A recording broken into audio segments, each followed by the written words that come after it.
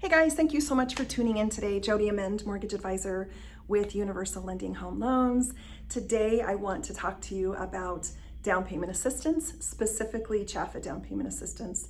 It is the #1 type of DPA that we do here in Colorado, and they have several different options. First of all, I want to ask you to please follow our channel and subscribe so that you can get notified each time we release more videos like this. We're going to do a lot of educational content, some fun tours around different cities in the Denver area, as well as some market information. So please subscribe to our channel. We would greatly appreciate it. So down payment assistance, CHFA. CHFA has several different options for down payment assistance, and whether or not you qualify for down payment assistance is going to be dependent on credit score and your income. Those are the two biggest factors. And this is a lot of information on one board, so if you guys want a PDF printout of this, fill out the form in the comments below and we'll send you a free PDF with all this information. This is great for real estate agents so that they can speak to their clients a little bit about the down payment assistance options, and it's also really good to send to your buyers to help educate them on the different options. So first of all, CHFA requires a minimum out-of-pocket of $1,000, which most people, you need to put down earnest money, so you're going to cover that with the earnest money right there. It is income driven, and it is also a minimum credit score of 620. CHFA will lend on owner-occupied properties only, so no second homes or investment properties. It has to be one unit, so no duplexes, unfortunately. And then it has to be just, there's no co-signers allowed, no non-occupying co-borrower. So if you are on the loan, you need to be living in the property as well. So within the down payment assistance, there are two different loan types. So you can do, well, more than two. You can do either FHA or any other government loan, like a VA, USDA, or FHA. And then there are two different conventional options. So we're just gonna kind of break those down. So the first option I wanna go over here is going to be FHA First Steps program. Now this program is income driven, but it's also based on county and the household size. So for example, most counties in the Denver metro area, for a household of 1 to 2 people, the income limit is going to be $104,800. If you have 3 or more people in the household, the income will go up to $125,250. And this program is FHA loan, like I said, so it's going to be 3.5% down, and then the down payment assistance is going to be based on the loan amount. So it's going to be purchase price minus the 3.5%, and then you have your loan amount. And for the two different options, they have a grant program, which is fully forgiven. They will lend you up to 3% of your loan amount. However, the first mortgage is going to have a slightly higher interest rate than the second option, which is a silent second. On a silent second, it's 0% interest and 0 payments due.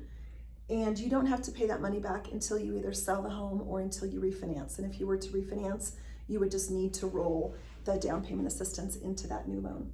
On this option, they will lend you up to 4% of your loan amount, and it does have a lower interest rate. So typically most people go with the silent second because you're getting a lower rate on the first, and they're lending you more money for the down payment assistance. This program, the First Steps program, is for first-time home buyers only, and the income limits are a little bit stricter on this one.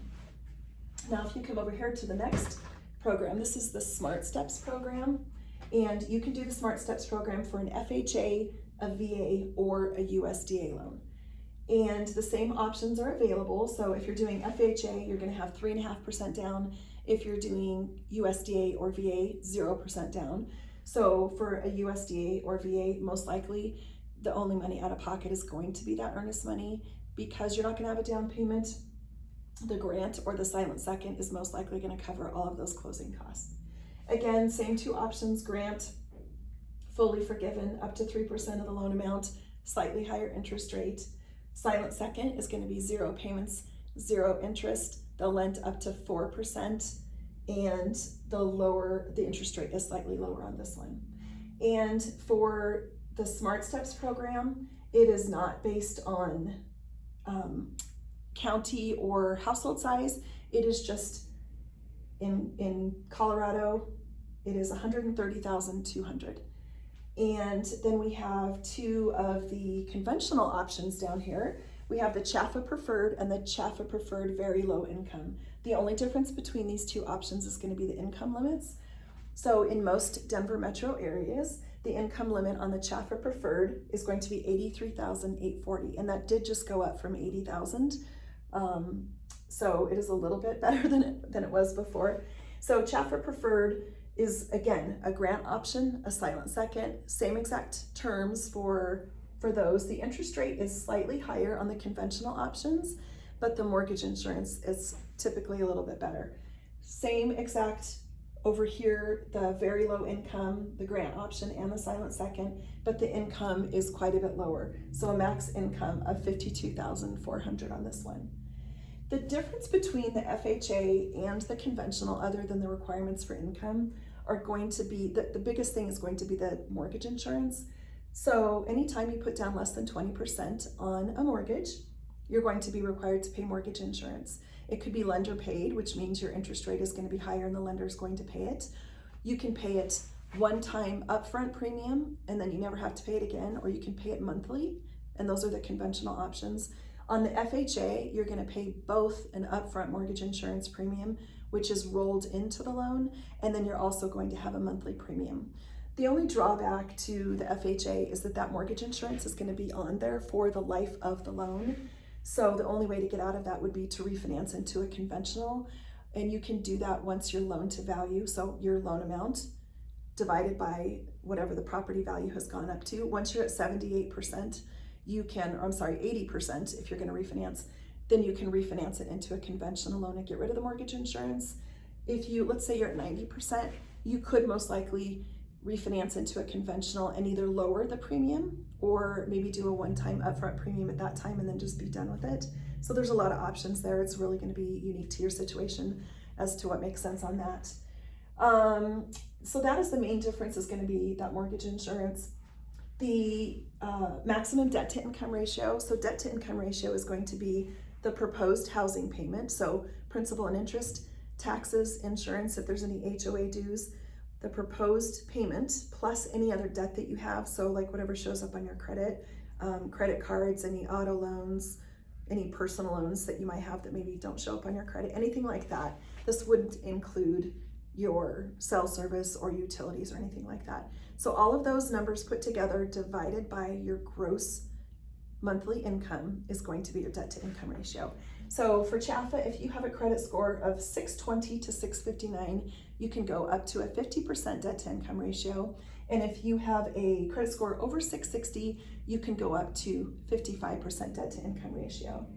And then the maximum loan amount on any one of these options is going to be dependent on the area, but for Colorado, for a single family residence or a condo, 1 unit, is going to be $548,250. So I hope this answers most of your questions. Like I said, it's a lot of information, so if you want a PDF of this, just fill out the form in the comments below and we'll send that over to you. Again, thank you so much for tuning in today. If you would please subscribe to our channel, and you'll get notified each time that we send out more content. Thank you so much.